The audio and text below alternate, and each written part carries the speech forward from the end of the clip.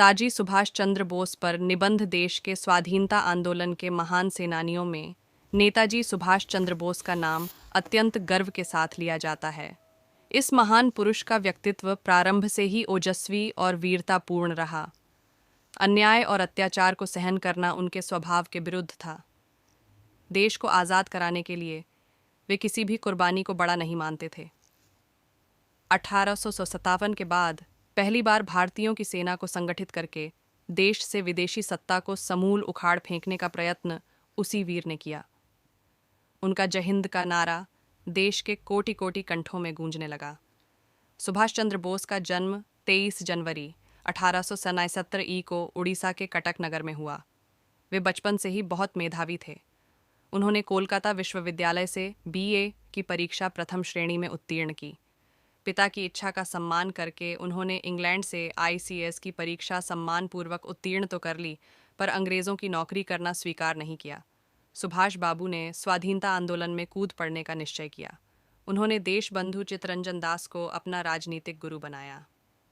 Prince of Wales के स्वागत समारोह का बहिष्कार करने में उन्होंने अपनी अद्भुत संगठन क्षमता का परिचय दिया। सुभाष चंद्र क्रांतिकारियों के निरंतर संपर्क में रहे। उन्हें 1938 और 1929 में कांग्रेस का अध्यक्ष भी चुना गया। उन्हें गिरफ्तार कर लिया गया। 1941 में वे अंग्रेज़ों की आंखों में धूल झोंककर भारत से बाहर निकल गए। उन्होंने जर्मनी में हिटलर से भेंट की। वे सिंगापुर चले गए। वहां पहुंचकर भारतीय सैनिकों को जापानियों के कब्जे से मुक्त कराया और आज़ाद हिंद फौज का गठन किया। भारत के स्वाधीनता संग्राम के लिए किए गए प्रयत्नों में आज़ाद हिंद फौज का नाम विशेष उल्लेखनीय है। इस फौज के गठन की विधिवत घोषणा 5 जुलाई 1942 को की गई।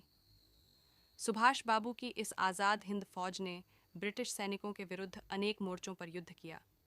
युद्ध में विजय प्राप्त करती हुई यह सेना बर्मा की ओर से कई जगह भारत की सीमाओं के अंदर पहुंच गई, जहां तिरंगा झंडा गाड़कर आज़ादी घोषित कर दी गई। सुभाष बोस ने कहा था, तुम मुझे खून दो, मैं तुम्हें आज़ादी दूंगा। अनेक स्थानों पर इस फौज की जीत होने लगी। 1942 में युद्ध का पासा पलटने लगा और मित्र राष्ट्रों की विजय होने लगी। जगह जगह अंग्रेज़ों को विजय मिलने से आज़ाद हिंद फौज को पीछे हटना पड़ा। भारत माता और उसकी संतानों को आज़ाद कराने के लिए सुभाष चंद्र बोस ने जीवन के अंतिम सांस तक अपने युद्ध को जारी रखा। स्वतंत्रता आंदोलन में उनका योगदान सराहनीय रहा। इसे भारत के इतिहास में स्वर्णिम अक्षरों में अंकित किया गया है। 1947 में उनकी जन्म शताब्दी अत्यंत समारोहपूर्वक मनाई गई। उनका अमर बलिदान भारतीय स्वातंत्र्य संघर्ष के इतिहास में सदा आदर के साथ याद किया जाता रहेगा।